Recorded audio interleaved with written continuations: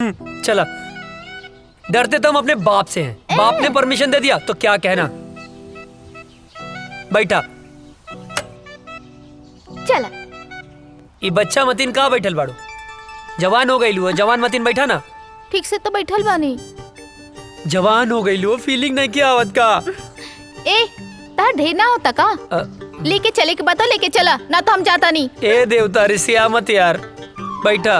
हमार मतलब है कि ऐसे बैठा कि हमरो मजा आवे और गियर भी बदल जाए। ठीक बा, चला।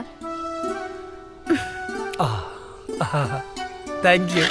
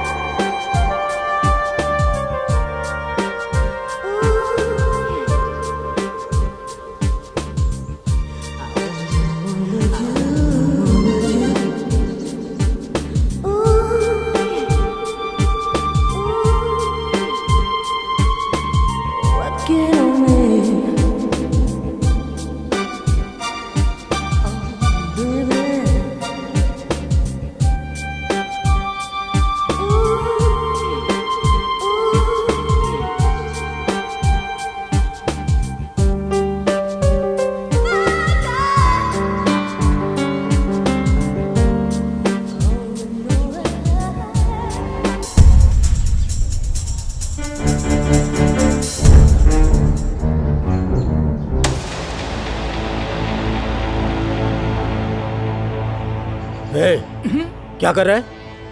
कुछ नहीं भाई। चल चल चल निकल।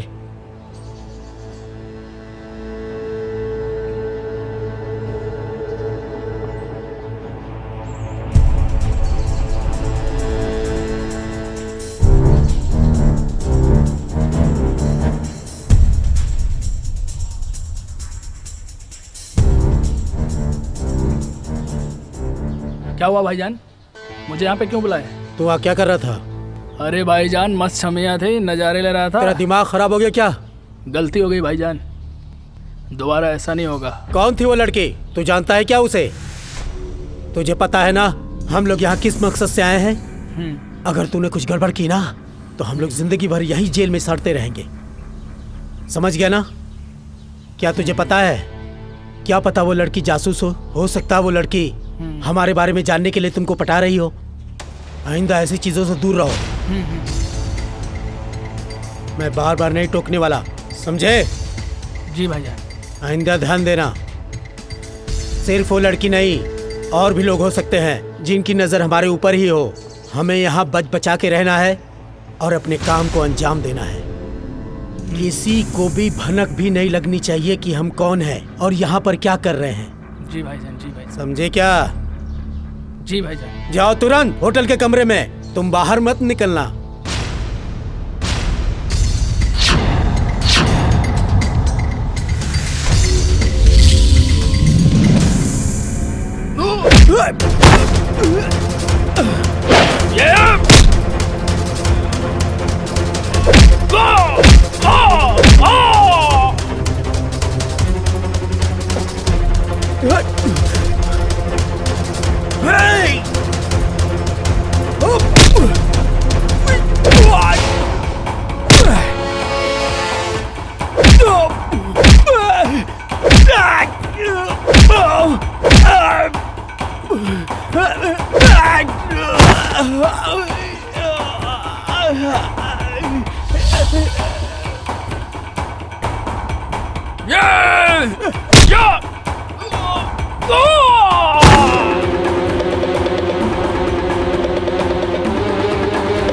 अबे भाग, ये मार देगी जान से।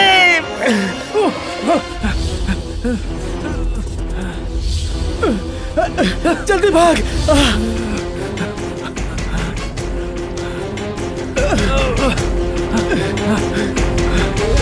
जल्दी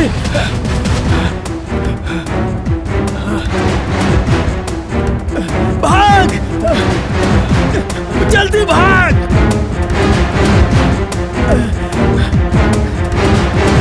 भाग जल्दी, अबे भाग।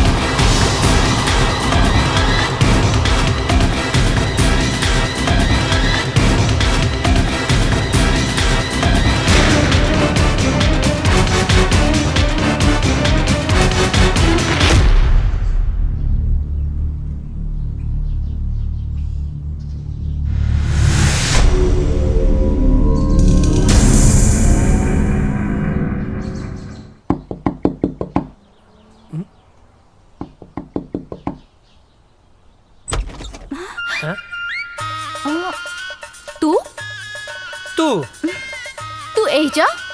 तू एजा? अरे लेकिन ये तो वर्मा चाचा के घर है ना? हाँ उन्हीं के घर है, वो हमार बाबूजी हमें। अच्छा ठीक बा। हे पैर पीछे ले। काहे? पहली दफे घरे आई लोग, दाहिना पैर आगे बढ़ावा ना।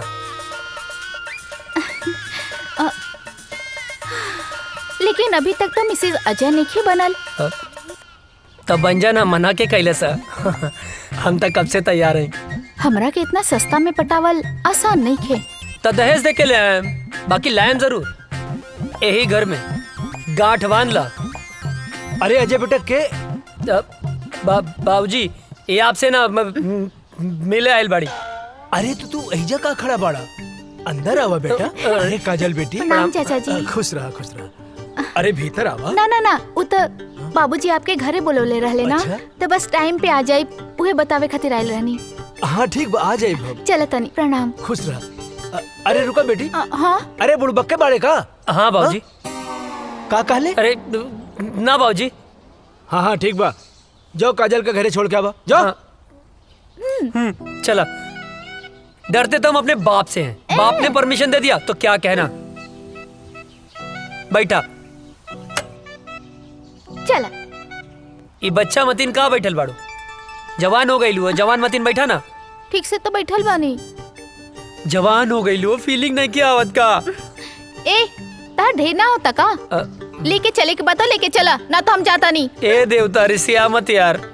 बैठा। हमार मतलब है कि ऐसे बैठा कि हमरो मजा आवे और गियर भी बदल जाए। ठीक बा, चला। Thank you.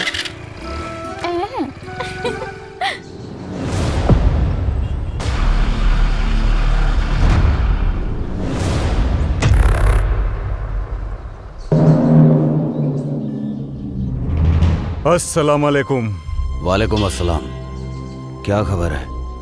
सारी तैयारियां हो चुकी हैं जनाब। इस बार हम लोग चूकेंगे नहीं। बस आपके हुक्म की देरी है। हमारे सारे जवान तैयार हैं हिंदुस्तान के सैनिकों का सर धड़ से अलग करने के लिए। आमीन। जी जनाब। कोई गलती नहीं होनी चाहिए। जैसा आपका हुक्म, बस आपके हुक्म का इंतजार है हमें। ध्यान देना, इस बार मिशन में कोई खलल नहीं होनी चाहिए। जी जनाब। ऐसा कहर मचाओ कि हिंदुस्तानियों का रोम रोम कांप उठे। जी जनाब। धमाका ऐसा हो कि हिंदुस्तानियों की आने वाली 7 पीढ़ियां थर्रा उठें। उनकी हदें उनको याद दिलाओ। जी जनाब। और जाओ, मुनव्वर खान को भी ये इत्तला कर दो ताकि वो सारी तैयारियां शुरू कर सके। जाओ। जनाब, आपका हुक्म सर आंखों में।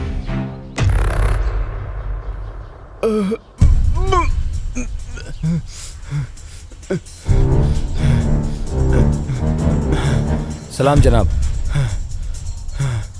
इसको हमने इतना मारा लेकिन इसने फिर भी अपनी जुबान नहीं खोली।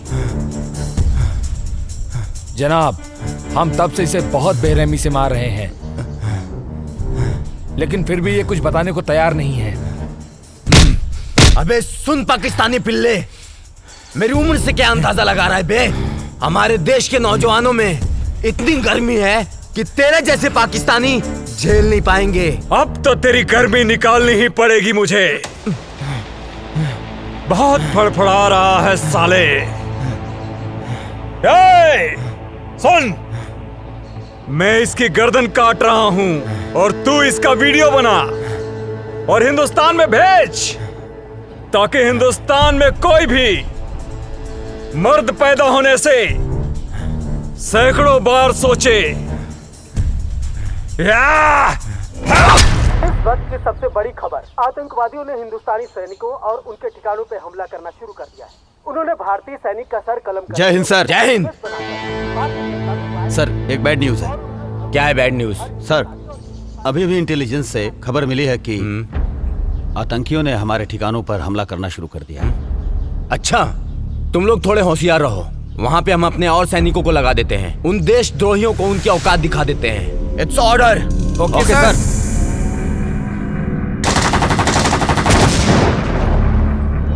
इस वक्त का सबसे ताजा खबर, आतंकवादियों ने हिंदुस्तानी सैनिकों और उनके ठिकानों पर हमला करना शुरू कर दिया है। उन्होंने एक भारतीय सैनिक का सर कलम करके उसका एमएमएस बनाकर भारतीय जनता में वायरल कर दिया है और उन्होंने धमकी दी है कि हर हिंदुस्तानी और हिंदुस्तानी सैनिक का यही हाल करेंगे जब तक उन्हें उनका पूरा हक नहीं मिल जाता। सेना प्रमुख ने आर्मी को पूरी तरह अलर्ट रहने का आदेश दिया है। इस हमले का जिम्मेदार आतंकी संगठन प्रमुख अजहर पठान माना जाता है। अजहर पठान आतंकियों का मुख्य कमांडर है। जी हाँ दोस्तों, ये वही अजहर पठान है जिसका आज तक किसी ने चेहरा नहीं देखा है। देश दुनिया की सारी ताकतों ने इसे पकड़ने का पूरा जोर लगा दिया है लेकिन आज तक वो किसी के हाथ नहीं आया है। हाथ आने की बात तो दूर, किसी ने आज तक उसका चेहरा तक नहीं देखा है। सिर्फ लोगों में उसके नाम का खौफ है। अजहर पठान, अजहर पठान। अब देखते हैं हिंदुस्तानी सैनिक उनकी बुरी नजरों पर कैसे पानी फेरते हैं। आप बने रहिए हमारे साथ देश दुनिया की सारी खबरों के साथ।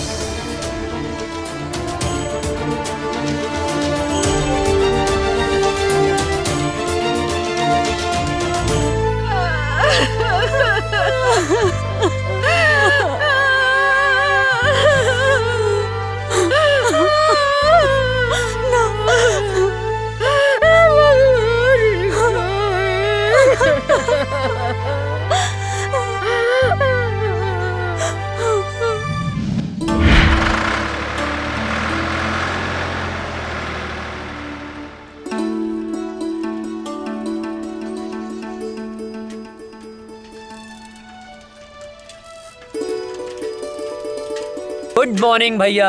Good morning. ये साइकिल किस लिए? आप आगे आगे दौड़ेंगे, हम पीछे पीछे फॉलो करेंगे। अच्छा, ये साइकिल दीजिए तो।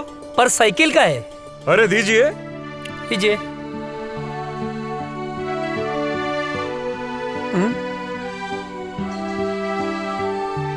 चश्मा दीजिए जरा। चश्मा पर काहे? अरे दीजिए। बुढ़ौती में जवानी सुझिला। कैसे लग रहे हैं हम? एक नंबर भैया। अरे अरे बैठना नहीं है, फॉलो मी। ये भैया का ऑर्डर नहीं है, फौज का ऑर्डर है। भैया का ऑर्डर नहीं है, फौज का ऑर्डर है, बैठना नहीं है। अरे फौजी आप हैं, दौड़े हम का है। फॉलो मी, जल्दी करो वरना सजा डबल हो जाएगी।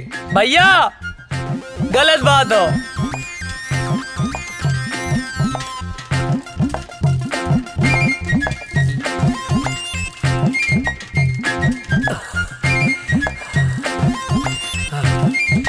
हम ना दौड़ब ना जा, आगे हम थक गए नहीं। दौड़ो उठ के। तू ही जा, हम ना जा। अरे उठ जा, क्या पता कब देश को तेरे जैसे जवान की जरूरत पड़ जाए। हमके देश के काम ना आवे क्यों, तू ही काम आवा। अरे पगले, शरीर में फुर्ती रहेगी, ताकत रहेगी तो कभी भी किसी भी समय किसी को भी झाड़ सकता है। गांव में हमसे केहू ना भिड़ेला, जे भिड़ेला पटक के चाप देला। हाँ। अच्छा ठीक है, उठ जा भाई, आओ बैठो। बेवकूफ कहीं का। लो चश्मा अपना दी, चल बैठ। हमार भैया।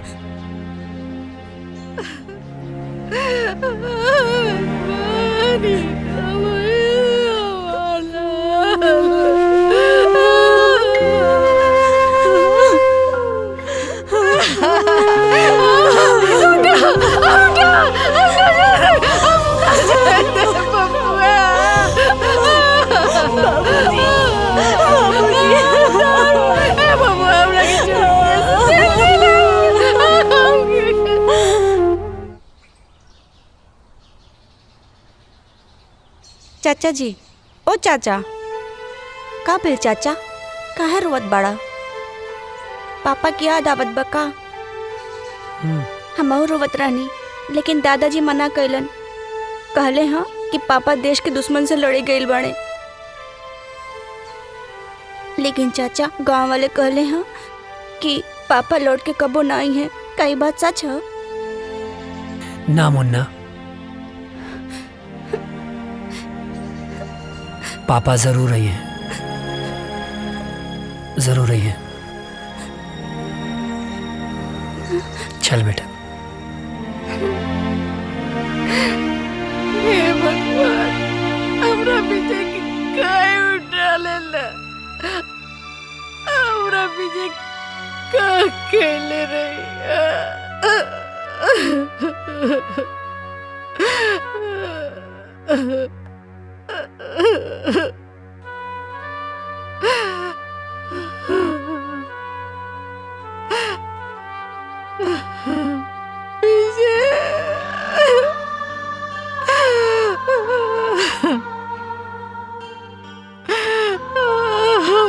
राम लखन की जड़ी टूट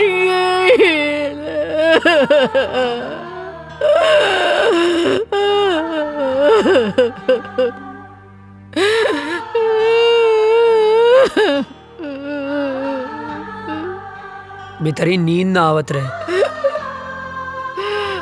तारा गोद में सो जाए। ये सब का हो गेल बबुआ, ये सब का हो गेल।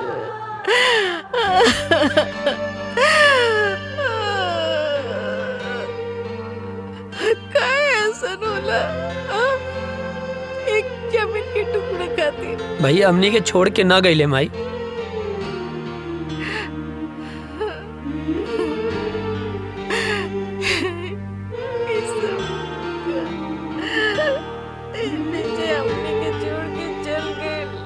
ना, ना माई, भैया हमनी के छोड़ के ना गईले, वो तो हमनी के दिल में बाड़े। हमरे तोहरे ये पूरा देश के जनता के दिल में बाड़े माई। शहीद के शहादत पर ना आंसू ना बहावल जाला, तू आंसू मत बहावा।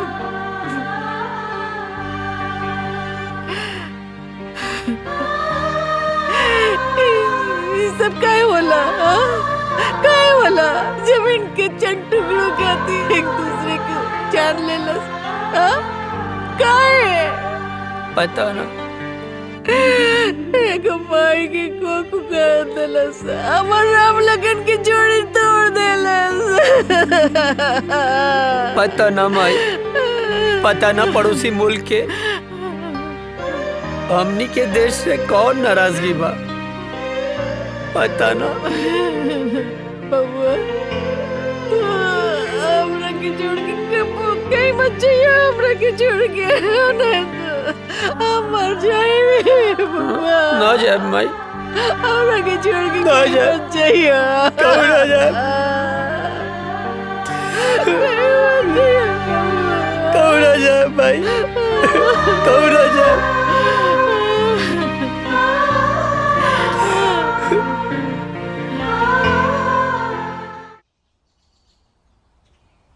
केहू बा चिट्ठी आयल हो, केहू बा चिट्ठी आयल हो। चिट्ठी आयल हो। हाँ आवतानी। हाय ली।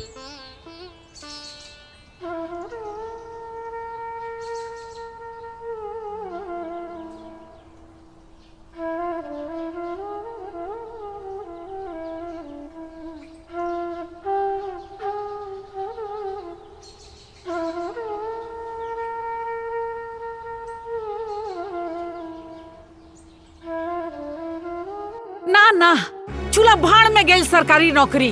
हाँ? एक बेटा तो शहीद हो गई, दूसरा बेटा के हम शहीद ना होके के देव। सरकार अपन नौकरी अपन पास रखी कह देता नहीं। हाँ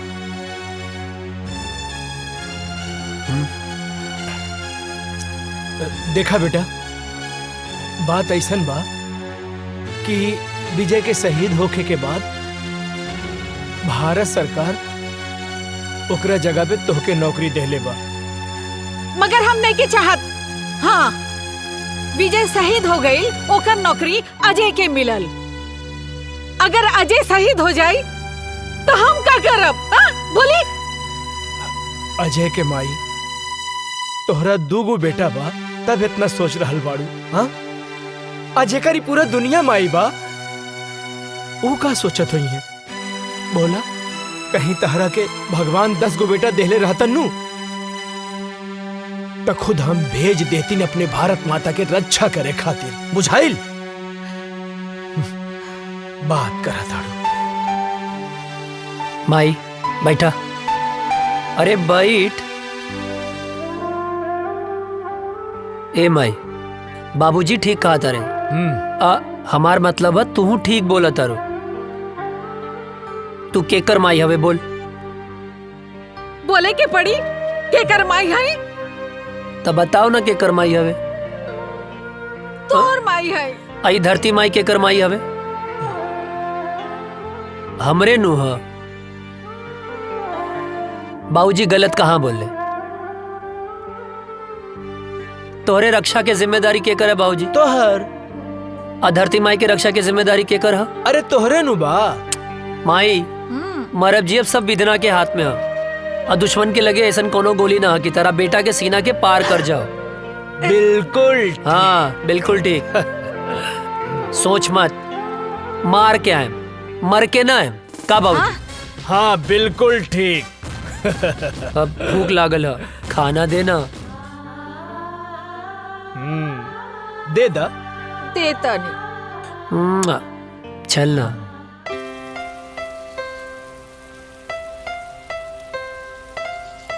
अजय तोहार रेलवे में सिलेक्शन हो गई।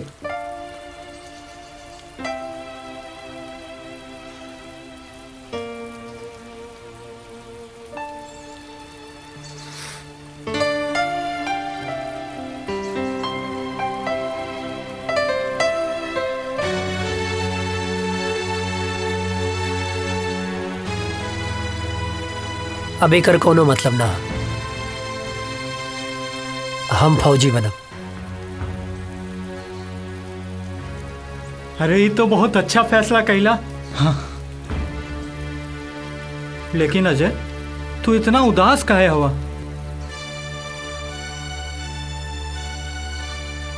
तोरा के विजय भैया के याद आवता ना? हाँ यार बहुत याद आवता। अब ये उदासी के बोझा तू कब तक ढोईबा? देखा जौन होके रहल तौन तो हो गए।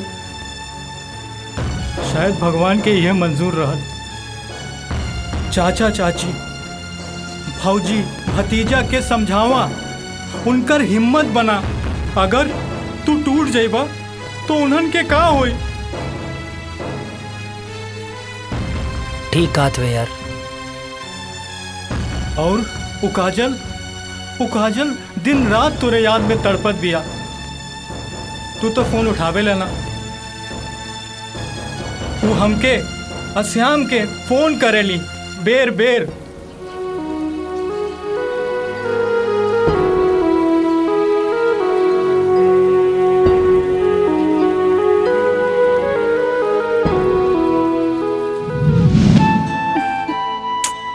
पता ना कहाँ रह गई ले।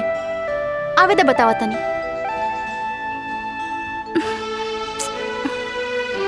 काजल आ गई नहीं?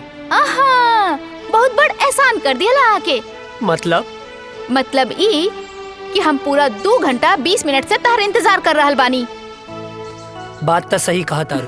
का बात तो सही कहा तारू? हाँ, लेफ्ट राइट करके तो हमार पैर दुखे लागल। पिराए लागल होई ना? हाँ, बहुत ज्यादा पिराता। और पता ना कहाँ कहाँ पिराता। कहाँ पिराता? यहाँ यहाँ और यहाँ। अरे यहाँ पिराता। एजा का देखा तेरा? यहाँ देखा। अब का बताएं? देख रहे हैं, बड़ी फुर्सत से खुदा ने तुम्हें बनाया है। हाय, इतना हसीन मिट्टी कहाँ से लाया है?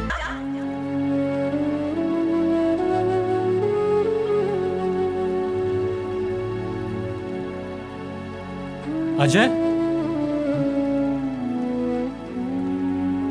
कहाँ खो गईला? कहीं ना। जाके एक बार काजल से भेंट कैला। ना करब। हम फौज में जाए खातिर माई बाबूजी के मना सकीले, पर काजल के ना मना पाई। कहीं काजल के प्यार हमार कमजोरी ना बन जाए।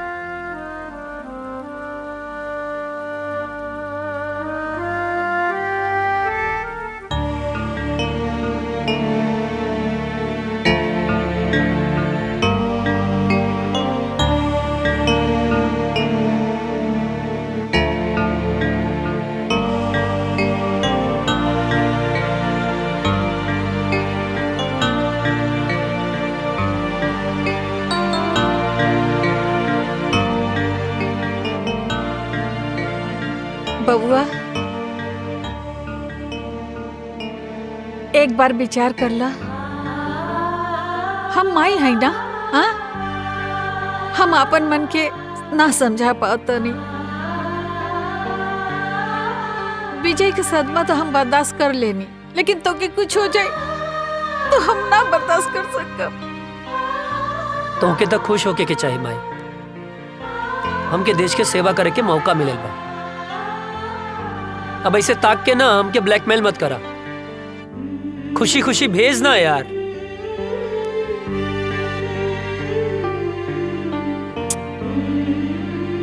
ठीक बा, तू जो भगवान तो रक्षा करी और हमारा आशीर्वाद हमेशा तोहर साथ रही।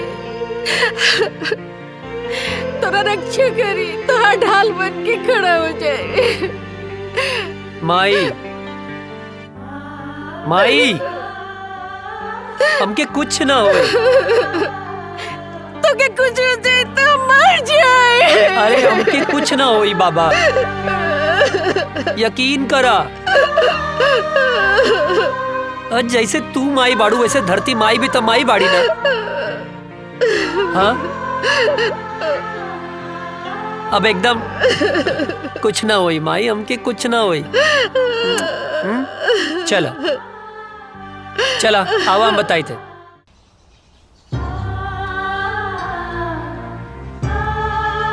चला खुश रहें बाबू।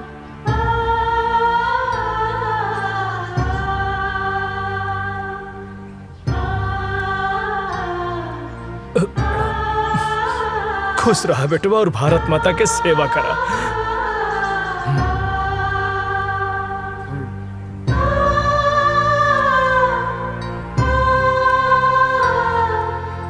माई,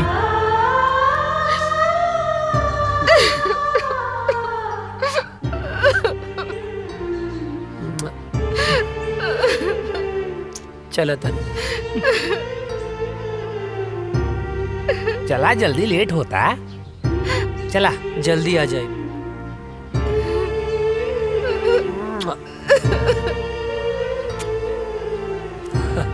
चला श्याम चला। चाचू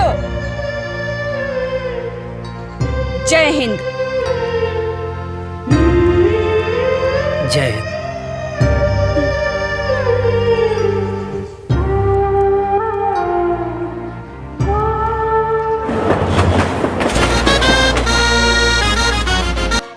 तुम्हारी ट्रेनिंग पूरी हो चुकी है। थैंक यू सर। और तुम्हारी पोस्टिंग भी वहीं की जा रही है जहां तुम्हारे भाई शहीद विजय वर्मा पोस्ट थे और आखिरी बार आतंकियों से लोहा लेते हुए शहीद हुए।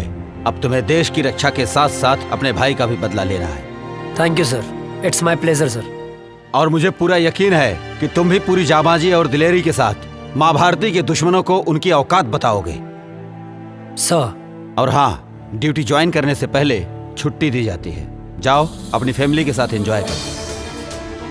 Thank you sir, thank you so much सर। सर जय हिंद। प्रणाम बाबूजी। खुश रहा का हाल बा बेटा? बाबूजी ट्रेनिंग पूरा हो गई। तो बहुत बढ़िया बात। और खुशी के बात ही बा कि कुछ दिन खातिर हम घरे आवतानी। अरे ये तो बहुत खुशी के बात बा। माई कहाँ बाड़ी? कहीं गई बाड़ी। बाबूजी बोला ना। ना रह दा, आके बताएं। ठीक। जी बाबूजी प्रणाम। खुश रहा। अरे विजय के माई, विजय के माई। हाँ जी। अरे जल्दी एक लोटा पानी लेके आवा, बहुत बड़ खुशखबरी बा। आवतानी जी। जल्दी आवा, जल्दी आवा।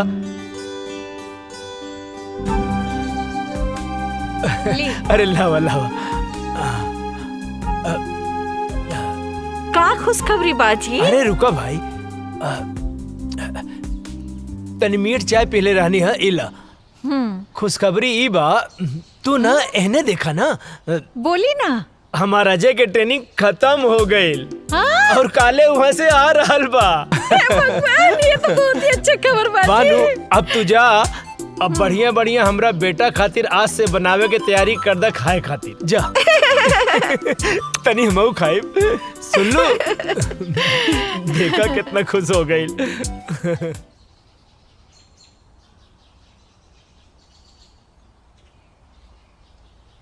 माई माई। अरे हे भगवान।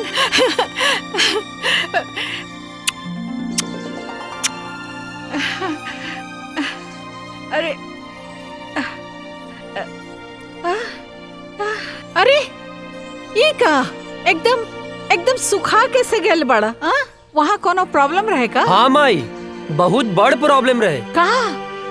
जॉन पराठवा तू हमरा खातिर भेजत रहलू ना, वो हमार दुष्ट सूबेदार रस्तवे में खा लेत रहे। हट बदमाश। अरे हमार शेर बेटा आ गई। वाह। अरे अजय के माई, खुश रहा खुश रहा। हाँ बेटा, हमार शेर आ गई। अजय के माई। हाँ जी। चीता के जाने लू? वो का होला? वो होला सबसे दूबर। हाँ? बाकी एक बात सुन ला, सबसे आगे उहे रहेला, जैसे कि हमार बेटा।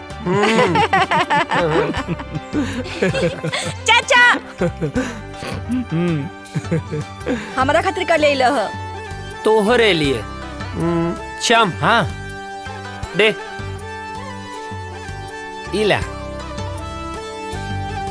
अरे भाई, हम पाकिस्तानी ना ही, सब पाकिस्तानी लोग का का दाय करिए कर हा। पप्पी। अभी ना इधर। एहर भी। हाय शाबाश। इले। इतना सा तहु तो इतना सा बाड़े। जब बड़ हो जाइबे ऐसन वर्दी पा जाई त तोहरो के बड़गन मिल जाई। का बाबूजी? एकदम बिल्कुल ठीक। जा खेला। जब बना गाँव के शेर तू। और बाबूजी आप ठीक बानी ना? हाँ। अरे यार, राजा दशरथ तो कौशल्या माता और राम की मिलाप हो गई है, तब तो चल के कुछ काम काज कर लिहल जाओ भाई साहब। ई का बगत रहे छोटन? हाँ चाचा, कुछ काम है ना, जो यार अजय। का काम? काहे मारत अरे रहा? चाची कुछ जरूरी। पर आज कौन काम है? हाँ मैं इधर आता नहीं, हमारा कैसा मालूम बा कि तू इधर आता रहा, तोरा कैसा मालूम बा? हाँ तो मत, सही। ढेर बोला मत। हाँ, हम कहते नहीं, गलत चला है, चला गलत है। चला। रुक जा। अरे भाई चला, ड्रेस अरे चेंज- आवा, ड्रेस आवा। चेंज तो कर अरे लेने आवा दे। ना। अरे चाचा जी रे जब बता ना, कौन काम रहे रे? कौन काम?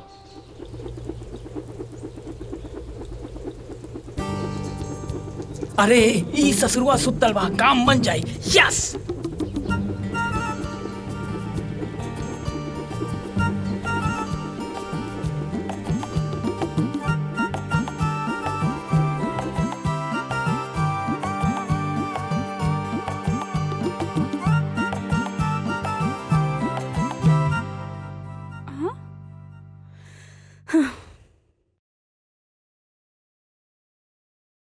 हे भगवान, कितना अच्छा सा झाड़ू लगावत हनी, फिर भी पता नहीं कहाँ से कागज आ जाता। हवा भी तो ना चलता।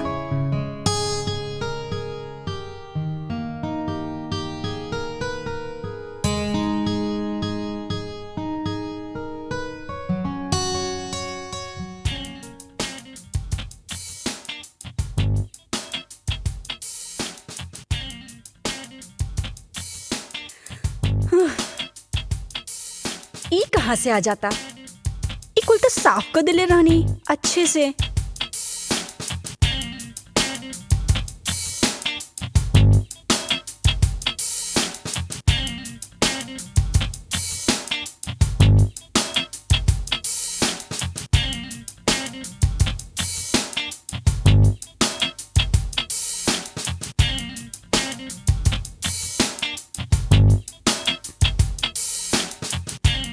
अरे रे रे रे रे रे, हम बानी हम। तू काहे हमारे घर में चोर खाने घुस गइल बाड़ा? चोरी से? अरे हम तो सीना जोरी से आयल बानी हो, तो हाल बाबूजी से हाथ मांगे आयल बानी। अच्छा, त ई कूड़ा काहे फैलावत अड़? तू समझल करा।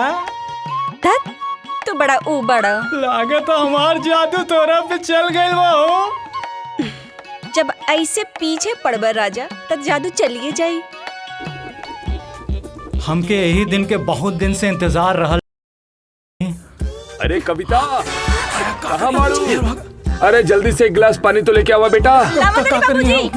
बोल ना। अरे अच्छा यार, छूट जाते हैं। कहाँ? हाँ ठीक बा, हम गमला में छूट जाए। हाँ। अरे कविता, कहाँ बाड़ू? अरे हम काहे छुपे? अरे हम तो तोहर बाबूजी से तोहर हाथ ना मांगे आयल बानी। धीरे धीरे बाबूजी जाग गई बड़े। अच्छा, एक तरह हाथ मंगवा ना, तब बाबूजी हम दोनों जाने के काटती हैं। अरे बिटिया का करे तारू, जल्दी ले आओ पानी।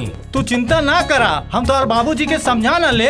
हाँ अच्छा, बाबूजी के समझा ले बा। अरे बात के समझो। एगो आदमी ना घर में घुस आइल रहे और बाबूजी ओकरा के ना मार मार के आज वो टूटल टांग लेके बाजारे में भीख मांगता। का बात करा तू? हाँ। टूटल टांग? अरे हम भीख ना मांगा। सुना, हमके कहीं छुपा था ना। कहीं छुपा था।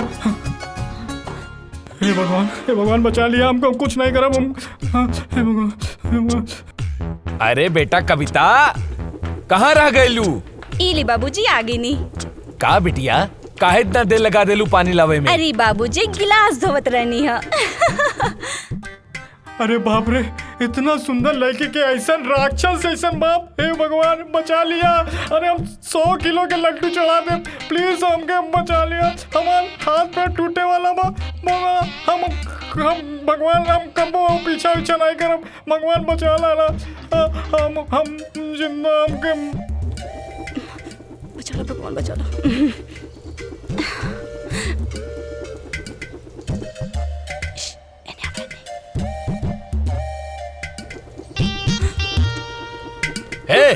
क्या हरे रुक। अरे कहाँ तानी रुक जो। अरे कहाँ भागा था, रुक। अरे कहाँ तानी रुक जो। अरे के बड़ा, अरे कहाँ जाबे भाग के, रुक जो। बाप रे, पकड़ ले रुक जो। कहाँ भाग? अरे तोर इतना हिम्मत? हाँ? हमारा घर में घुस गई ले। तोर इतना हिम्मत? हमके माफ कर दे। चल तोहरा क्या भाई हम तो से का करत रही ना। हमके दांते कटलस। हे भगवान, कल्याण की रक्षा करी हो, आपका करी। रुका, कहाँ भाग के जाइबा तू? रुक जो, हम तोरा के छोड़म ना। कहाँ भाग के जेबे? रुक, बताओ तानी।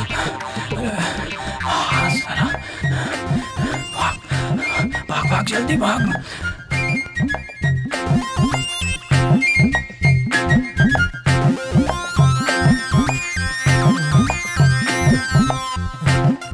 लगता भाग गए।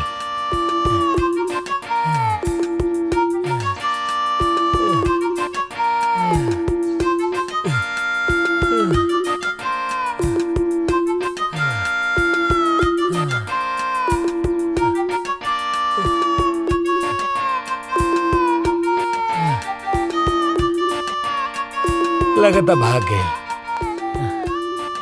खैर वो हमके चाहे जब मिली हम ओकरा के छोड़म ना, चाहे जब मिली हम ओकरा के छोड़म ना।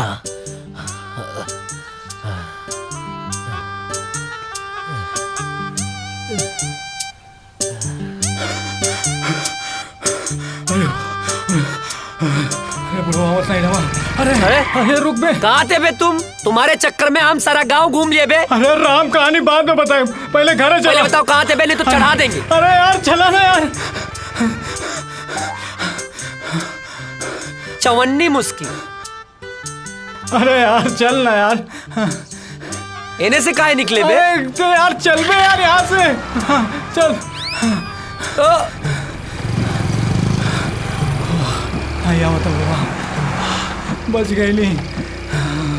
जय हो भगवान। आज छोड़ दिए बे, आगे नहीं छोड़ेंगे। पसीना छुड़ा। ओ गोरे गलिया वाली से, तिरछी अखियां वाली से नैना चार हो गइल। का बताई तो से यरवा रे। मार खाने से बच गए बेटा आज तुम, वरना लाज जूता मुंह का हाथ सब पड़ जाता। गोरी गलिया वाली से, तिरछी अखियां वाली से नैना चार हो गइल। का बताई है का भाई? पर भइल का रह रे? का करत रहनी हम? अरे उस सब हम बाद में बताई। सरऊ मुहूर्त देख के बताई बा। हाँ। अरे बट ये सब तो बतिया अच्छा नहीं लगेला। पलिया से बचाएंगे बस। का बताई तो से यरवा रे, हमरा प्यार हो गए। तो बताओ ना, मारत काहे बाड़े? चुप कर, खाना खाइबे? हाँ। ए माई, दू जगह खाना लेके आओ, हमरे साथे बुक्कड़ भी आइल बा। कल्याण? हाँ। फेमस हो गई ले बे। अच्छा। हाँ, हाथ धो ले।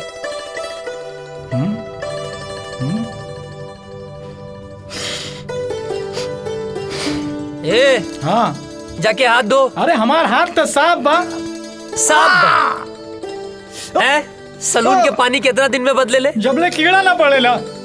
अबे गंदा हो रहा। जाके हाथ धो। जाता ही। एक बार कुकुर के पूंछ सीधा हो सकेले, बाकी तू ना। इला चाची गोड़ लगाता नहीं। चेत रहा, बैठा। खा।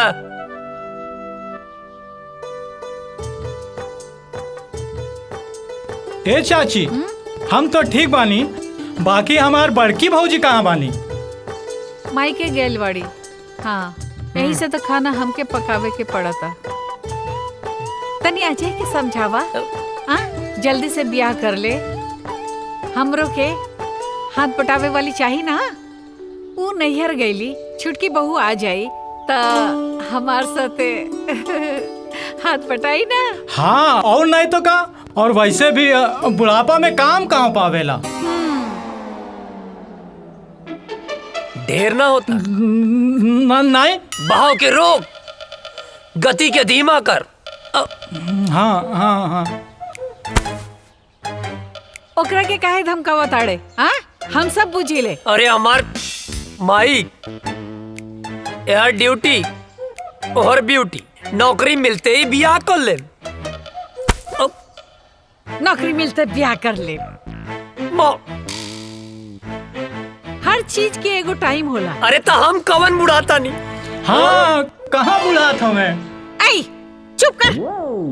माँ आज ये तोर बाबूजी से हम बात करता नहीं तोर ब्याह खातिर। माई चुप। खाना खो, हम पानी लेके आवता नहीं। सब तोरे वजह से भइल बा। अरे बढ़िया तो बा। अरे फौजी बनने से पहले फौजी मिल जाए। अरे सराउ जिंदगी गर्द मत करा। अरे तब प्यार से बोल ना। बहाव के रोक, गति के धीमा कर।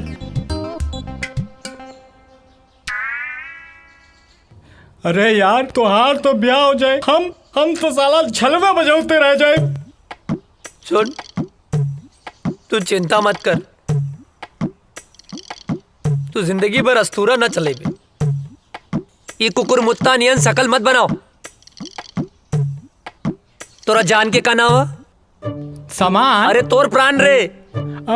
कविता। अगर हमार कविता के और पढ़ लेलस ना तो हम जान दे दे। तोर जान इतना सस्ता हो? कविता के अब तो से बियाह हम कराई। हमू देखा तानी के बीच में आवता नफरत और जंग में सब जायज होला। सब नहीं जायज होला, जायज होला। खाना खा, खाना खा।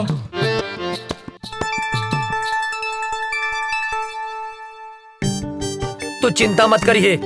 हाँ नहीं करम, हम एकदम चिंता नहीं करम। माई, अरे पानी देना यार।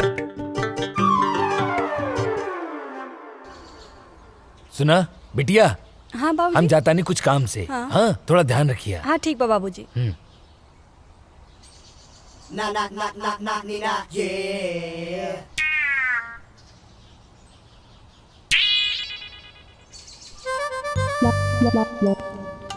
हमके कविता से मिलले बहुत दिन हो गए बा। आज जाके कविता से मिलब। हाँ बढ़िया मौका बा, जाता नहीं।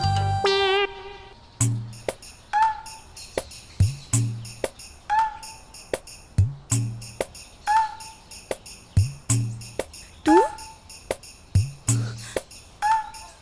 इतना दिन बाद? कविता ये बात सही बा। हम तोहार बाबूजी से डराइला, लेकिन इहो बात सच बा कि हम तोहरे बिना जी ना सकेंगे। आज हम एगो फैसला कर ले बानी कि हम जियब चाहे मरब, लेकिन ब्याह तोहरे संगे करब। कल्याण, तू हमरा से इतना प्यार करेला? हाँ, अपने जान से भी ज्यादा।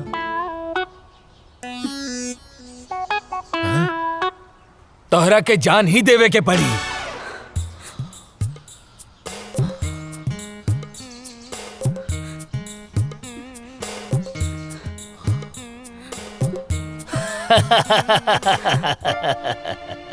प्यार भी करेला और डर भी लगेला। हाँ? हम दरअसल देखे के चाहत रानी कि तू हमरा बिटिया के सच्चा प्यार करेला कि नहीं। काहे से कि जे सच्चा प्यार करेला ना, ओकरा में हिम्मत अपने आप आ जाला। और आज हम बहुत खुश बानी कि तू सच्चा प्यार करेला और हिम्मत दिखौला। अब हम निश्चित हो गए बानी कि तू हमार बिटिया के ध्यान रखबा, ओकरा प्यार करबा। अरे अरे जुग जुग जिया बाबूजी। तेरी अखा का यो काजल कर देता है मैनू घायल।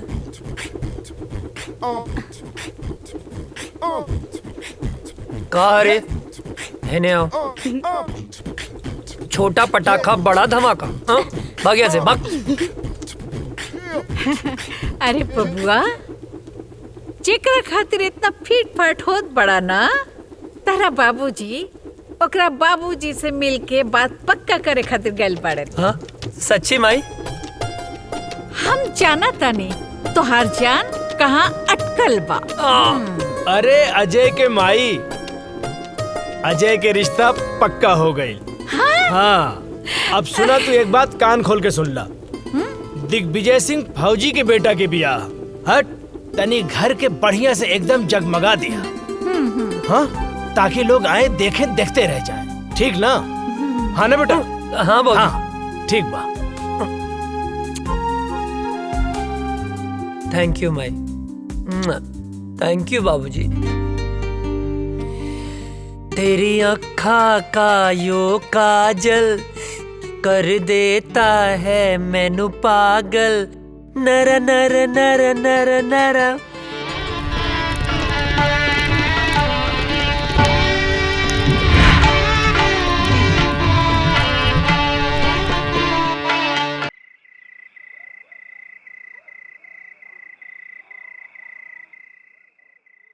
अजय, अजय, ए काजल, का भइल, काहे रोवत तारू? तारा के लेवे खातिर कुछ जवान लोग आइल बाड़े। वो काहे बदे? वो लोग कहता रे कि ऊपर से ऑर्डर बा, तारा के जाए के पड़ी। ए पगली, एहर देखा। अरे तय में इतना रोवे के कौन बात बा? ऑर्डरे नु आइल ह। हम फौजी हैं, जब जब ऑर्डर आई हमके देश के रक्षा खातिर जाए के पड़ी। आई तो हमार फर्ज है। तो हम का है? का हमरा खातिर तार कोनो फर्ज नहीं खे? देखा काजल, देश से अपन तुलना मत करा।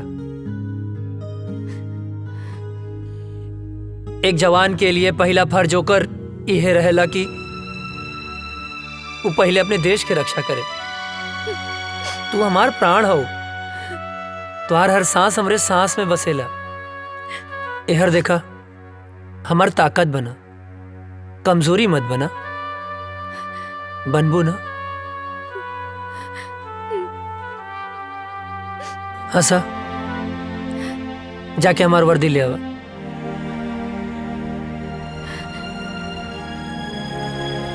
पगली कहीं के। हाँ मिश्रा।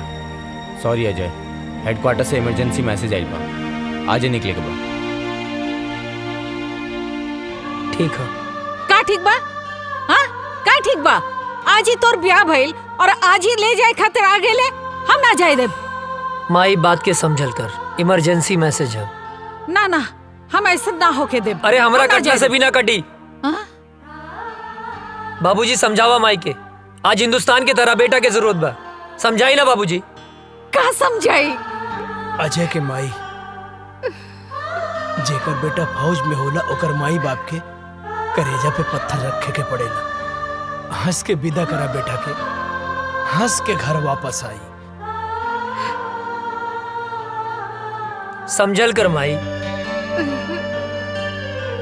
हम फौजी हैं, हर बात पे रोल धोल ठीक ना होला। चला विशाल। अजय,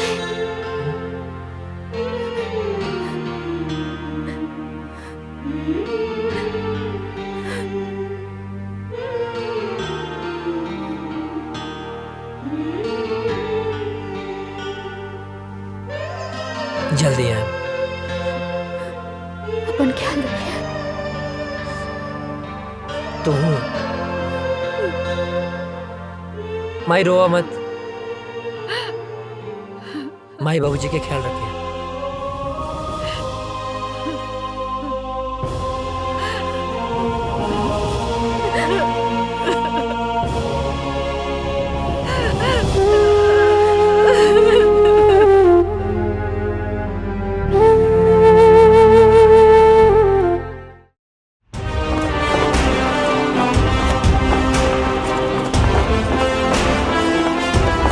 गांव का सफर कैसा रहा अजय? बहुत अच्छा सर।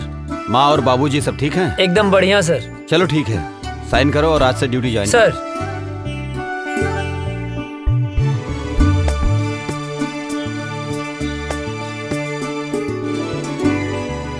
जय हिंद।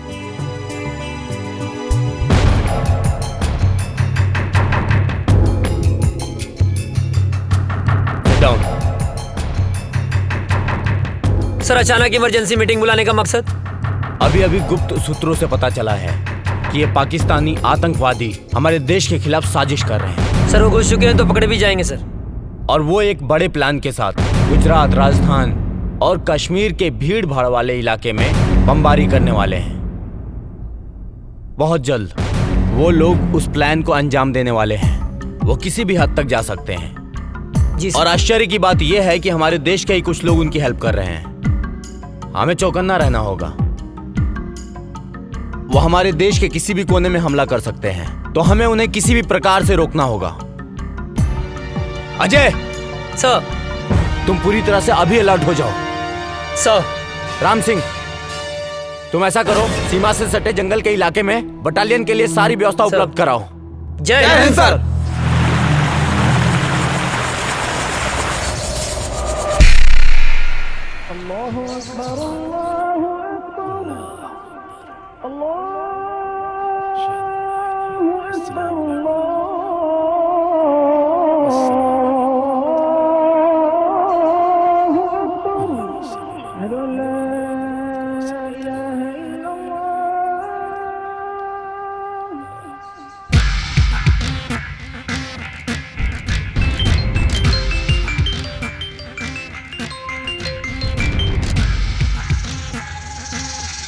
जी बॉस, हुक्म कीजिए। धारा 370 खत्म होने से हमारे सिपाहियों के इरादे कमजोर तो नहीं हो रहे हैं? नहीं बॉस, हमारे इरादे तो और भी पुख्ता हो गए हैं। वाह। कश्मीर हमारा था, हमारा है, हमारा ही रहेगा। इंशाअल्लाह। इंशाअल्लाह। आगाज तो उन्होंने किया था, खत्म हम करेंगे। बहुत खूब, आमीन।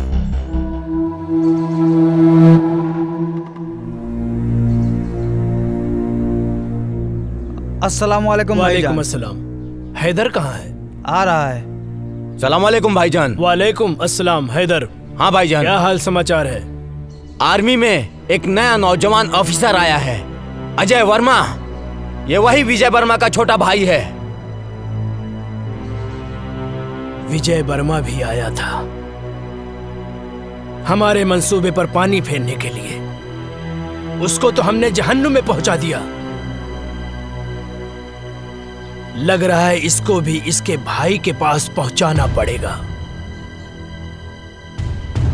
अरे हम लोगों का तो बस एक ही मिशन है, कश्मीर की आजादी और पूरे हिंदुस्तान की बर्बादी।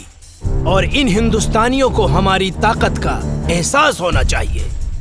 कश्मीर पाकिस्तान का पाक हिस्सा था जो हमसे धोखे से छीन लिया। हमारे शरीर में खून नहीं, बारूद है, बारूद। जो हमसे टकराएगा उसके चिथड़े उड़ जाएंगे। हमारे जीने का मकसद है कश्मीर की आजादी। नारे तकबीर, अल्लाहू अकबर। नारे तकबीर, अल्लाहू अकबर। नारे तकबीर, अल्लाहू अकबर।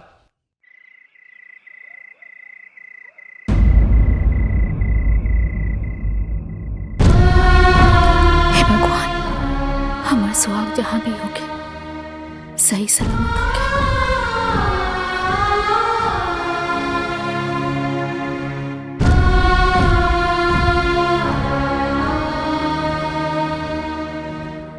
हे देवी मैया, हमारे बेटा की हिम्मत और हौसला दी। दुश्मनों के इरादे और मजबूत होते जा रहे हैं और अभी पता चला है पाकिस्तान के कुछ आतंकवादी हमारे देश में घुसने की कोशिश कर रहे हैं। हमारी सुरक्षा एजेंसियों द्वारा पता चला है कि कल परसों तक वो हमारी सीमा के अंदर होंगे। उनकी प्लानिंग हमारे यहां बम ब्लास्ट करने की है। 5 जन, जो लोग हमारी सीमा में जंगल के रास्ते घुसने वाले हैं, वो हमारे देश के किसी भी कोने में बम ब्लास्ट कर सकते हैं। उनके इरादे और उनकी हिम्मत तो देखो। अभी भी इतना कुछ होने के बावजूद पाकिस्तानी आतंकवादी यहां आके हमारे देश में आतंक मचाना चाहते हैं, और वो भी एक बड़े प्लान के साथ। हमें इनके सहारे उस इंसान तक पहुंचना है जो इस खेल का मास्टरमाइंड है। उसे जिंदा पकड़ना होगा ताकि वो किसके कहने पे, किसके इशारे पे ये सब कर रहे हैं। इसलिए इस मौके को हमें हाथ से नहीं निकलने देना है। अगर हम लोग इस बार कामयाब हो गए तो जीत हमारी पक्की है। सर, आर यू रेडी? सर। गाइस, मिली जानकारी के अनुसार दुश्मन अपना मूड बना चुका है, कभी भी हमला कर सकता है। वो अलर्ट रहना जरूरी है। दीपक। यस सर, हम लोग भी पूरे तैयार हैं सर। सारी तैयारी हो चुकी है। दुश्मन बाल भी बाका नहीं कर सकता सर। गुड। गांव की मिट्टी के खुशबू के छोड़ के आइल बनी, यहाँ दुश्मन के धूल चटावे। रिलैक्स, आओ बैठ। तेरे गांव के बाद से गांव की याद आ गई।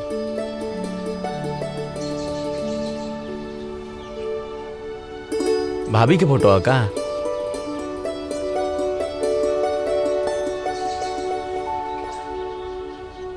हमरे सुकून के फोटो। सर सर सर कहाँ खो गई? नहीं अपना सुकून के लगे, अपना गांव में। रिक्वेस्ट बा सर एगो। का बोला? हमके गाँव में जाए के बा सर। अच्छा ना?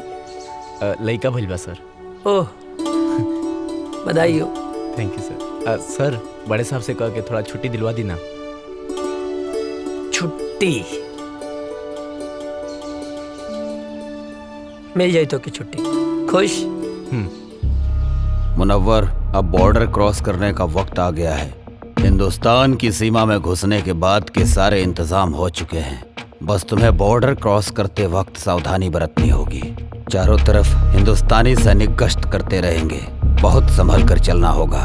हिंदुस्तान में हमारे लोग तुम्हारा इंतजार कर रहे हैं, बस तुम्हारे वहां पहुंचने की देरी है। मुझे तुम पर पूरा भरोसा है। तुम वहां पहुंचने के बाद अपने काम को अंजाम जरूर दोगे।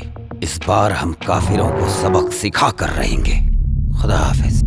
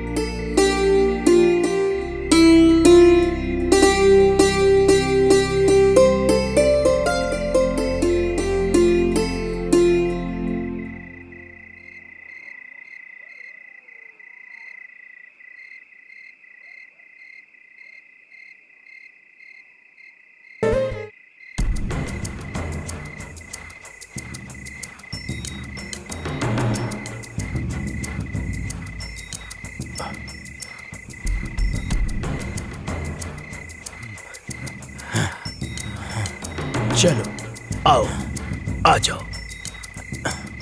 यहाँ से 5 किलोमीटर दूर हमारे लिए गाड़ी खड़ी है। यहाँ से वहां तक जाना है और कुछ दिन हिंदुस्तान में रुकना है। हम अपने मिशन को कामयाब बनाएंगे, समझे? आओ जी।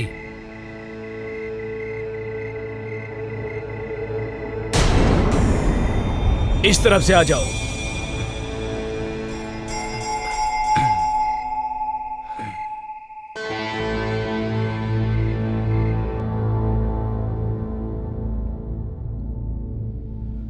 रुक जाओ। अब यहां से ना 500 मीटर दूर हिंदुस्तान की सीमा शुरू हो रही है। हमारी सीमा यहीं खत्म होती है और वहां पे हमारे लोग हैं। वहां जाने के बाद हम अपने लोगों के साथ मिल जाएंगे। आप लोगों को संभल कर चलना है, धीरे से, ठीक है? चलो, एकदम सबको चौकन्ना रहना है, क्योंकि यहाँ पर सैनिक गश्त हमेशा करते हैं। जी जनाब। सबकी नजरों से बचते बचते हमें आराम से धीरे धीरे चलना है, ठीक है? अब चलो।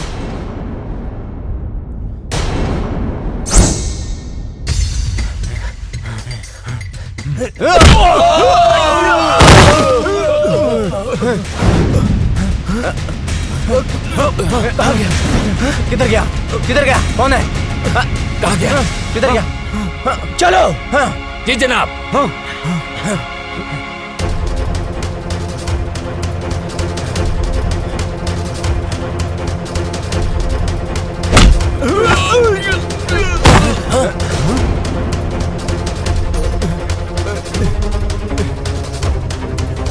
चलो चलो चलो चलो, हम अपनी सीमा में चलते हैं। आओ आओ जल्दी। भूत भूत भूत, छोड़ो हमें, छोड़ो हमें। ये मेरा तौबा, मेरे अल्लाह का तौबा, मेरे बाबा का तौबा। तू छोड़ दे मुझे, मैं कभी हिंदुस्तान में नहीं आऊंगा। अरे फौजी,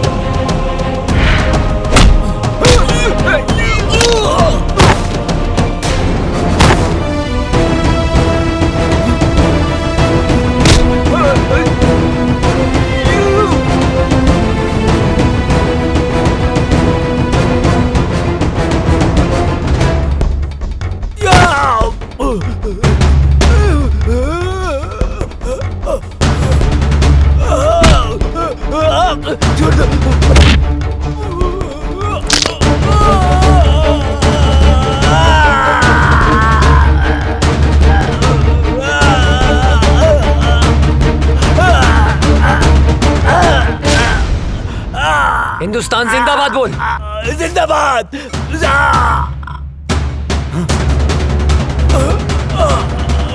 ना तुम लोगों का ईमान है, ना तुम लोगों का धर्म।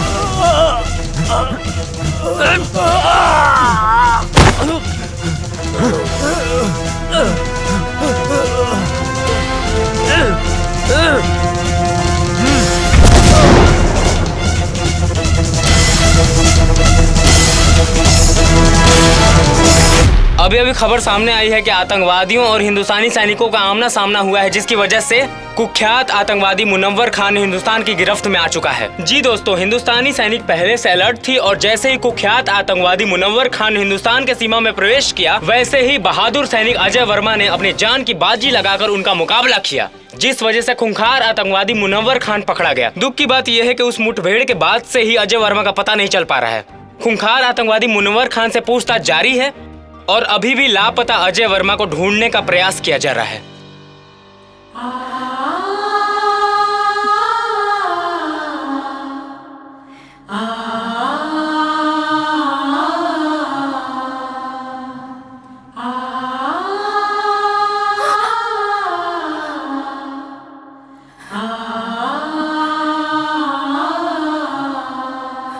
हे भगवान, हम सुहाग की रक्षा करिए।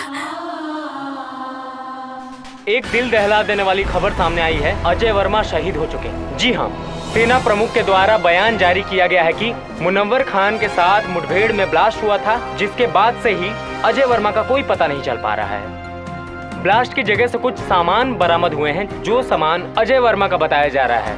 इसी से अनुमान लगाया जा रहा है कि अजय वर्मा शहीद हो चुके हैं। इससे पहले आतंकवादियों के द्वारा मुठभेड़ में अजय वर्मा के बड़े भाई भी शहीद हो चुके थे। अजय वर्मा को ढूंढने की बहुत कोशिश की गई, लेकिन कुछ पता नहीं चल पा रहा है। ब्लास्ट वाली जगह से अजय वर्मा के कुछ सामान मिले हैं, जिससे ये अनुमान लगाया जा रहा है कि अजय वर्मा शहीद हो चुके हैं। आप लोगों को एक जानकारी और दे दूं, कुछ ही दिन पहले आतंकवादियों के द्वारा हुए हमले में अजय वर्मा के बड़े भाई शहीद हो चुके थे। अब अजय वर्मा की इस खबर से पूरा देश शोक में डूबा हुआ है। सोचिए, अजय वर्मा के माँ बाप के दिल पे क्या बीत रहा होगा, जिनके दोनों जवान बेटे देश की रक्षा करते करते शहीद हो चुके हैं। अभी कुछ ही दिन पहले अजय वर्मा की शादी हुई थी। उनकी नई नवेली दुल्हन, जिसके हाथ से मेहंदी के रंग भी नहीं छूटे थे, बेचारी विधवा हो गई। जरा सोचिए, उस शहीद के विधवा के दिल पर क्या बीत रहा होगा।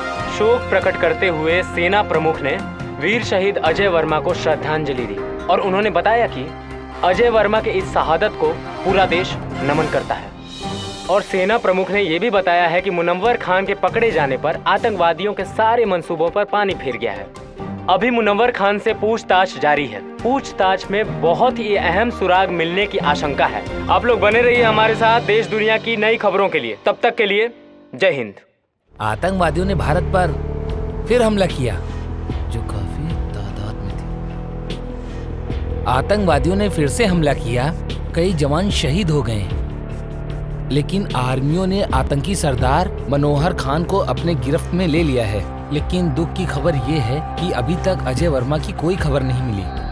बम के धमाके को देखते हुए ये अंदाजा लगाया जा रहा है कि देश के लिए लड़ते लड़ते वो शहीद हो गए।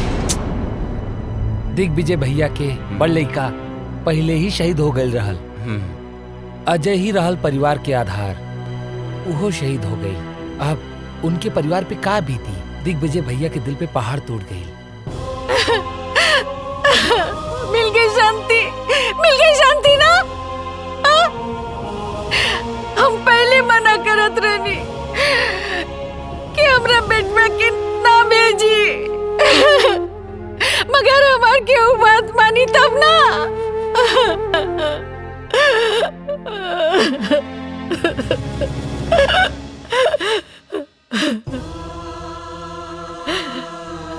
भाई, हमारे बेटा के लाश खेता दिखा दो। बाबूजी, विस्फोट इतना जोर से फैल रहा है ना, अजय के कुछ भी पता ना चलल।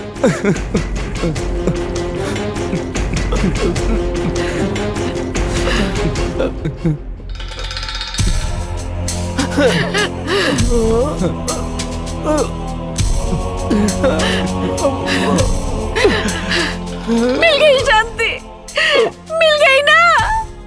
हमार वंश के आखिरी दिया बुझ गई। माई का भइल? इतना काहे रोता रू? और ये फोटो पर माला? हाँ? बहू, हमार बेटा अजय देश के खातिर शहीद हो गए। ना बाबूजी ना, ये का कहा तनी आप? हाँ? ऐसा नहीं क्यों हो सकत? हाँ? माई देखा, तू रोआ मत। हाँ, अजय जिंदा हवन, तू काहे रोत बाड़ू? हाँ? अरे तोहर माता फिर गइल बा का? हाँ? अपन जिंदा बेटा के शोक मनावत तारू? हाँ? कहता नहीं कि जिंदा बाड़े? हाँ? देखा, हमारा अजय के धड़कन सिर्फ हम महसूस कर सकता नहीं। हाँ? हमरा के इनका धड़कन महसूस हो रहा बा। नहीं मान सकत अजय जिंदा हुवन। बहुत हिम्मत बता हरामी, लेकिन अब हमार दोस्त अजय जिंदा नहीं खन, शहीद हो गए बाड़े। शर्म नहीं आवत? हाँ? एगो फौजी होके एगो जिंदा फौजी के शहीद बोला तारा? शहीद हो गई? हाँ ना, वो शहीद नहीं हो सकत। कोनो दुश्मन के बम या गोली में इतना ताकत नहीं खे कि हमार सुहाग के हमरा से छीन ले। हाँ माई देखा, तू रुआ मत। हाँ देखा, तू शांत हो जा। हाँ अजय है, जिंदा हुए अजय, वो जिंदा हुए, जिंदा बड़े। हाँ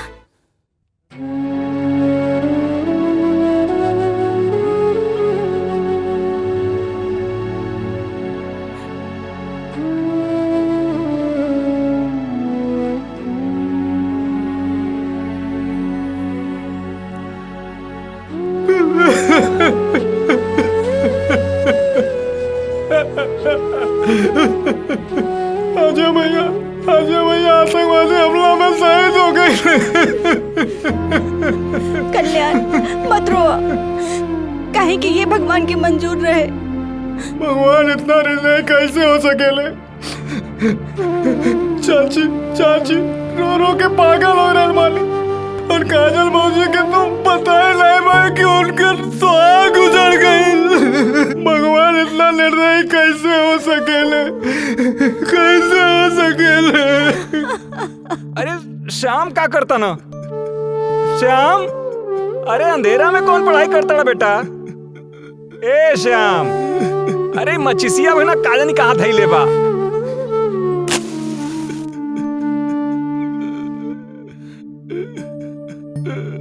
अरे इधर रोता श्याम, का भइल बेटा? काहे रोता बेटा? का भइल? का भइल का? वो अजय बोलत रहे कि आतंकवादी हम तोहरा के ना छोड़ब, तो ओकरा के ना छोड़े के चाहत रहे ना, तो हमके काहे जोड़ के चल गइल? हम तो ओकर यार रहनी ना, गद्दार थोड़ो है जो हमके छोड़ के चल गइल। बेटा तू ठीक कह रहल बाड़ा बेटा। बेटा मत रो बेटा, हम तुम्हारे साथ बानी बेटा, हम तुम्हारे साथ बानी बेटा, मत रो बेटा, चुप रह बेटा, शांत हो जा।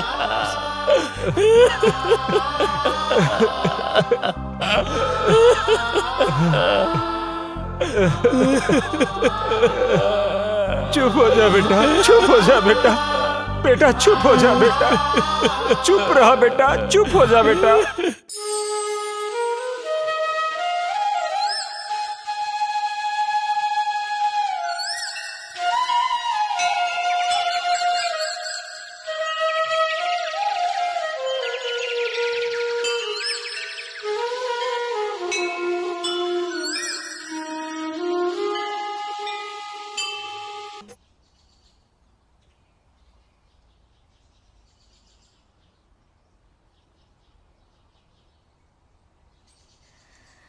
बहू, ई तू का कर रहल बाड़ू बहू? अरे अजय अभी दुनिया में नहीं के, भगवान के उहे मर्जी रहे। अजय नईखन मरल बाबूजी, हमरा के पूरा विश्वास बा वो जहाँ भी हुई है हमारी मांग के सिंदूर उनका के खींच के ले आई। अजय के भाई तू ही समझावा बहू के। बेटी माजी, हमरा के विश्वास बा वो जिंदा हुए। हाँ बेटी, सब ठीक हो जाएगी, भगवान पे भरोसा रखा, सब ठीक हो जाएगी। रउआ बिल्कुल ठीक कहा तानी। देखी रउआ जैसन उचित समझी वैसन करी, हमरा कौनो एतराज नहीं के। चला काजल। कहाँ? बिटिया अभी तहार उम्र ही का बा, ये पहाड़ जैसी जिंदगी कैसे कटबू तू? यही से हम फैसला कैले बानी कि हम तोहार दूसर बियाह करब। सुना बहू, बाबूजी के कहल तू मान ला, अभी तो बहुत जिंदगी पड़ल बा।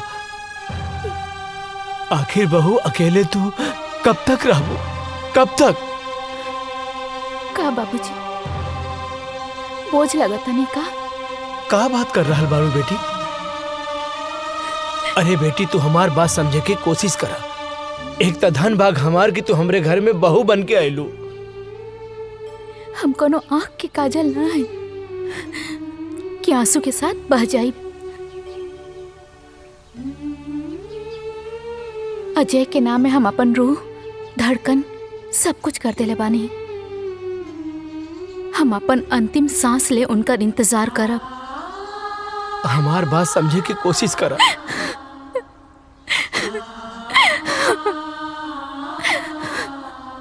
मुनव्वर खान, सच सच बता, बता कौन है तेरा बॉस और कहां कहां तुम लोग की प्लानिंग है ब्लास्ट करने की? तू ऐसे नहीं बताएगा, लगता है तुम्हें हिंदुस्तानी आर्मी का पावर दिखाना पड़ेगा। मुनव्वर खान, तू हिंदुस्तानी फौज के कब्जे में है।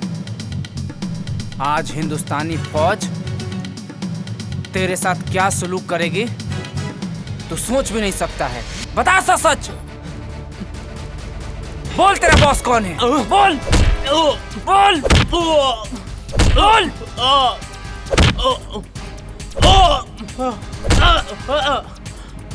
बोल कौन है बॉस तेरा? ए फौजी, तू ना चाहे मेरी जान ले लेगा ना, तो अभी नहीं बता सकता मैं, समझा?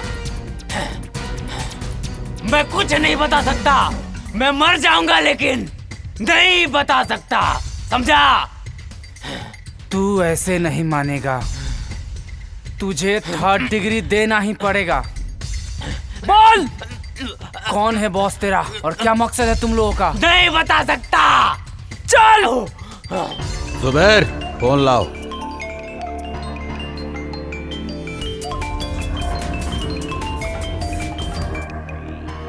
अजहर। जी जनाब। उन्होंने मुनव्वर खान को गिरफ्तार करके हमारे लोगों में और उबाल भर दिया है। जी जनाब। अब हम उन्हें उनकी औकात दिखा कर रहेंगे। उन्हें एक पल भी नहीं बख्श सकते हम। अब हमें खौलते हुए खून से नहीं, ठंडे दिमाग से काम लेना होगा। अजय वर्मा और उसका भाई हमारे ही किए हुए हमले में शहीद हुए थे। जी जनाब। दोनों भाई हिंदुस्तान और हिंदुस्तानी मीडिया के लिए हीरो हैं। अब हमें लोगों के इस इमोशन को अपना हथियार बनाकर मुनव्वर खान को छुड़ाना पड़ेगा। जी जनाब। हम उसकी माँ को किडनैप करके पाकिस्तान लाएंगे और फिर हिंदुस्तान की फौज और सरकार को जी जनाब अपनी इज्जत बचाने के लिए मुनव्वर खान को छोड़ना ही पड़ेगा, नहीं तो लोग सड़कों पर आ जाएंगे। सलाम अलैकुम।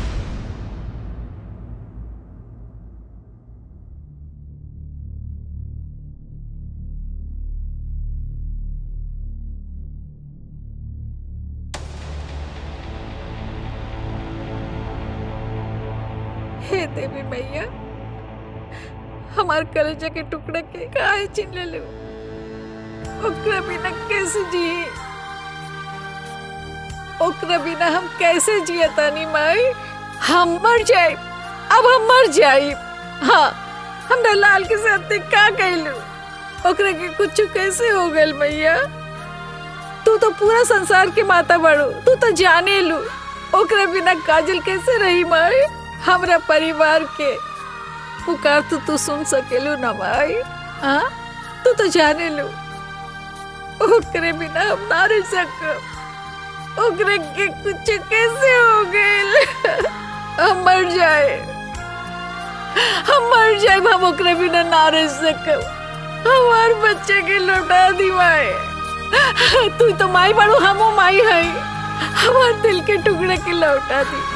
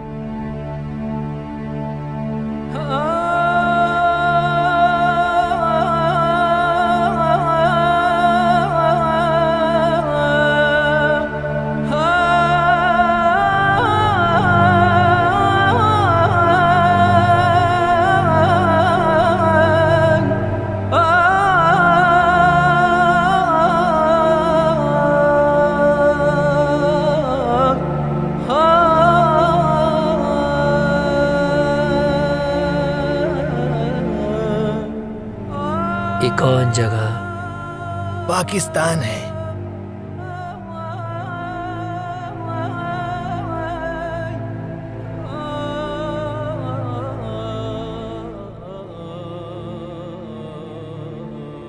हम यहाँ कैसे हैं? कल मैं जंगल गया हुआ था तो वहां पर मैंने देखा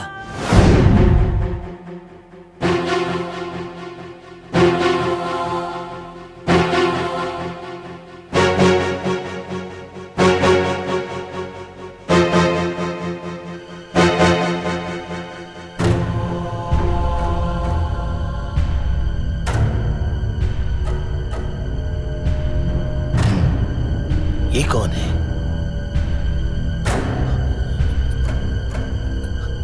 ये तो ऐसा लगता है जैसे हिंदुस्तानी है। ये फौजी लगता है।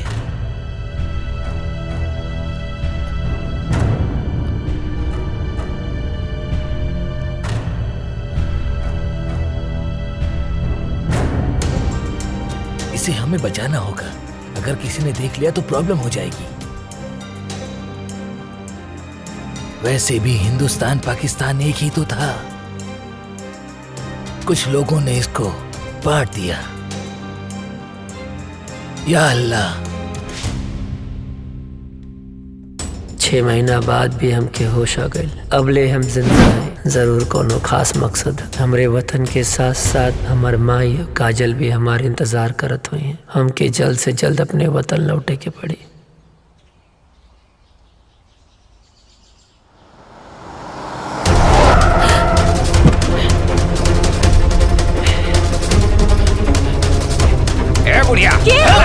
अरे अरे हमरा के कहे चला था। अरे छोड़ा। हम का कहनी? हमरा के ले जाता रहा। अरे कहां है?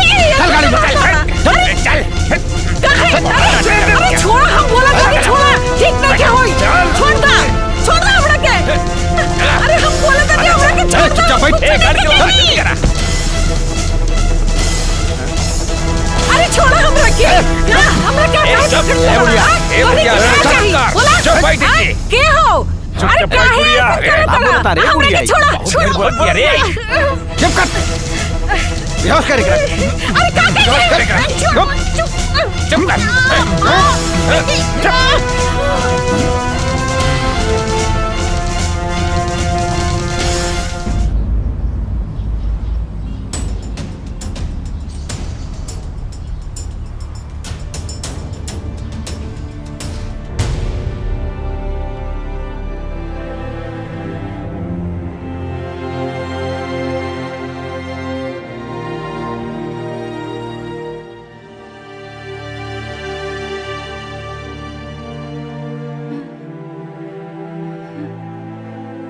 ये हम कहाँ बनी?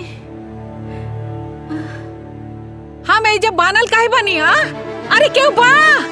अरे हमरा के बचावा। हमरा के यहाँ से छुड़ा के ले जावा हो। हे भगवान हमरा के छुड़ावा। अरे हमरा के बचावा इन लोगन से।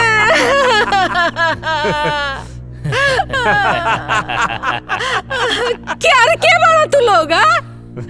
काहे के हमरा के यहाँ ले आल बड़ा? का कहने वाली तोरी के? चुप बुढ़िया। बताता हूँ कि तुझे क्यों लाया हूँ यहाँ। तुम्हारे दोनों बेटों को अपने आदमियों से मरवाया था मैंने।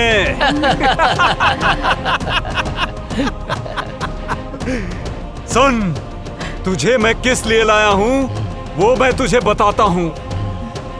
तुम्हारे हिंदुस्तान के आर्मी ने हमारी टीम के कमांडर मुनव्वर खान को गिरफ्तार करके अपने हिंदुस्तान के जेल में बंद कर रखा है, जिसकी वजह से सारा प्लान हमारा फेल हो रखा है। और उसे ही छुड़ाने के लिए हमने तुझे किडनैप करवाया है आज, क्योंकि तेरे परिवार से पूरे देश की भावना जुड़ी हुई है। ये बुढ़िया सुन, अगर 24 घंटे के अंदर अंदर मुनव्वर खान को हिंदुस्तान सरकार ने नहीं छोड़ा तो हम तुम्हारे साथ जो करेंगे ना, उसे देखकर सारे हिंदुस्तानियों की रूह कांप जाएगी। और अभी 24 घंटे होने में कुछ ही समय बाकी है।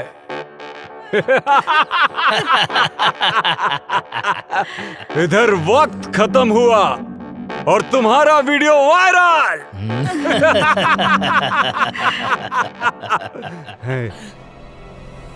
और उधर सरकार के खिलाफ जनता का विरोध। और विरोध इतना भयानक होगा कि मुनव्वर खान को हिंदुस्तान सरकार को छोड़ना ही होगा। वक्त तो अब खत्म होने वाला है। उससे पहले एक आखिरी बार हिंदुस्तान सरकार को वक्त देने दो। भगवान तू लोग के कभी ना माफ करिए। हाँ दरिंदो, हमरा के छोड़ी, हम बेकसूर बानी, हमरा के काहे पकड़ के रख ले बड़ा।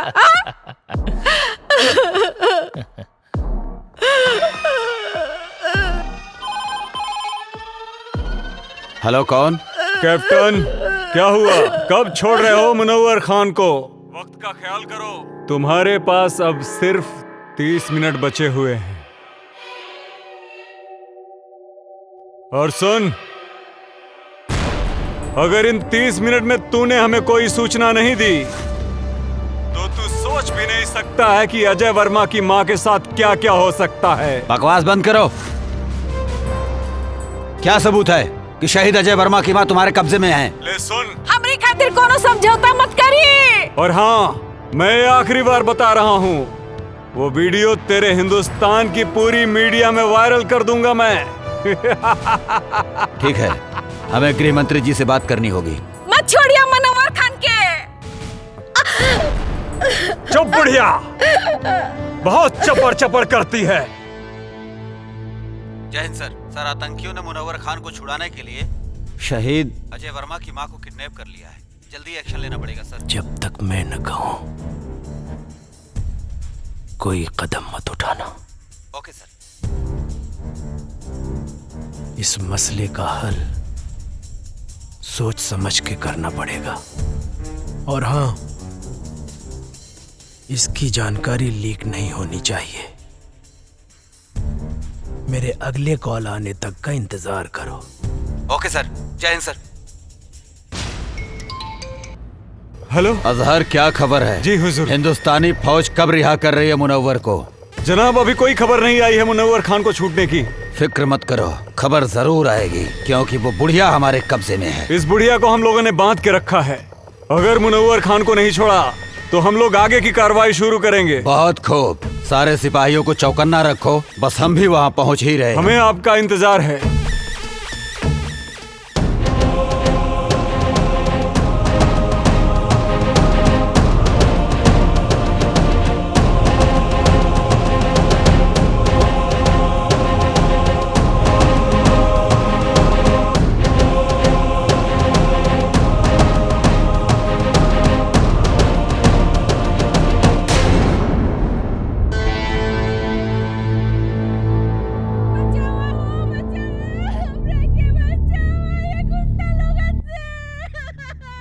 ये तो कोनो लड़की की आवाज लागत बा।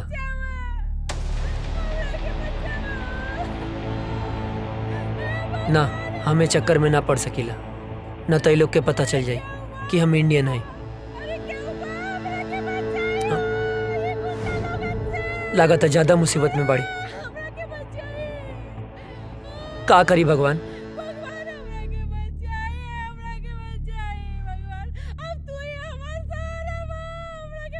केहू के भी बहन बेटी हो सकेले, ओकर रक्षा करब हमार फर्ज है, हमार फर्ज है। हमरा मदद करे, हमरा के बचाए। इतना माई बड़ी, हमरा के बांध के रखल बा, हमरा के बचाए।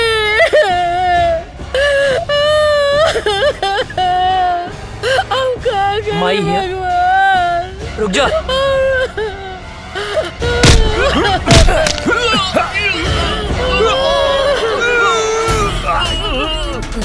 अजय! अजय! बाबा जिंदा बना! हे भगवान! लाग कैले बनी।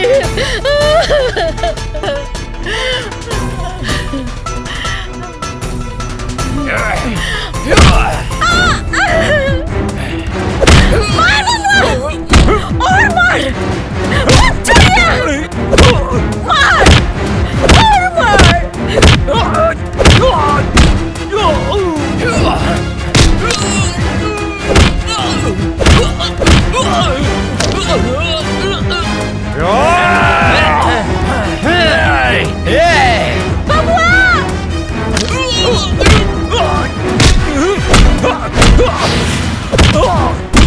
विजय के ये लोग मर ले रहे हैं बबुआ।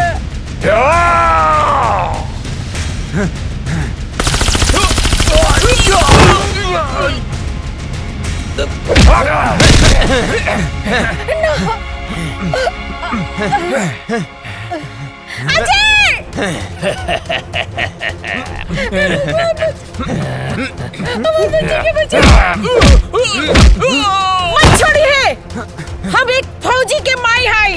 मार बेटा, इन्हीं के छोड़िए मत।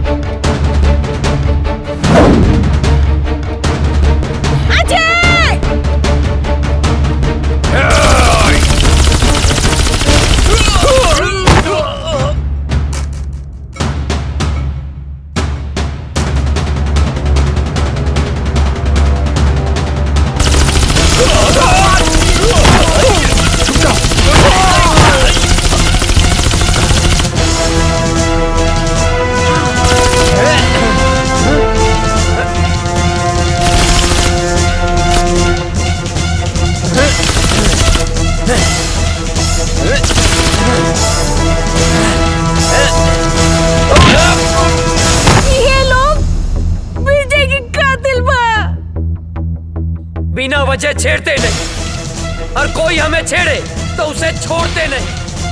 फाड़ दे कलेजा दुश्मन के घर में, हिंदुस्तानी उसे कहते हैं।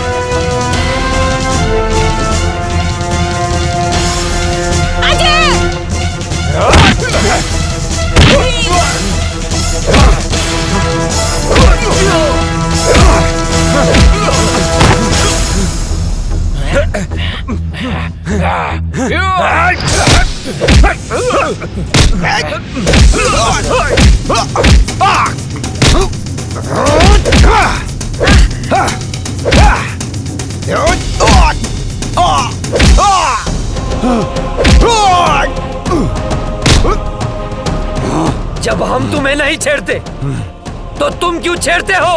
कश्मीर क्यों नहीं छोड़ते? कश्मीर हमारा है।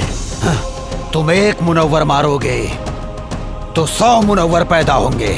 तुम एक मुनव्वर मारोगे तो लाख पैदा होंगे। लाख!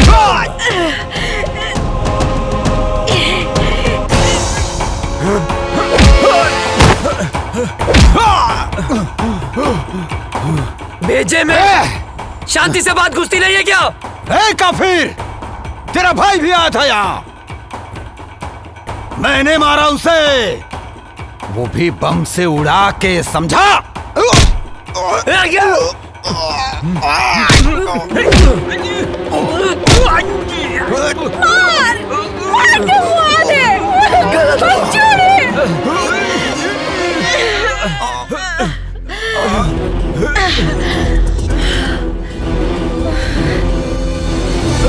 तुझे क्या लगा मेरे भाई को मार के सांस बंद कर दूंगा तेरी, जान ले लूंगा तेरी, तेरे इसी पाकिस्तान में मार डालूंगा तुझे। हिंदुस्तानी हूं मैं अजय, हिंदुस्तानी हूं मैं, हिंदुस्तानी। अजय,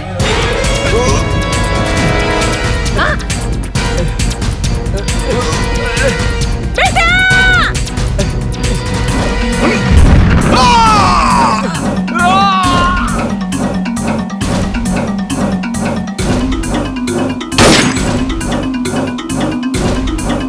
माई, ए माई, माई, ए माई, ए माई उठना, देखना तोर बेटा आ गया माई। ए माई उठना माई, आँख खोलना। हाँ माई, अजय तोर बेटा। अजय बेटा, हम काले रानी ना के हम आ जाए, देख आ गए नीना। कहाँ रहला माई के छोड़ के इतना दिन? गलती हो गई माई, गलती हो गई। जाना था ना, तोहर बाबूजी, काजल बिटिया, तोहर भाभी, तोहर भतीजिया चिंटू, यहाँ तक कि पूरा गांव हमार बबुआ के हमारा अजय के इंतजार करत रही। बेटा तू हमने के छोड़ के कहाँ गई? कहीं न जाए मैं।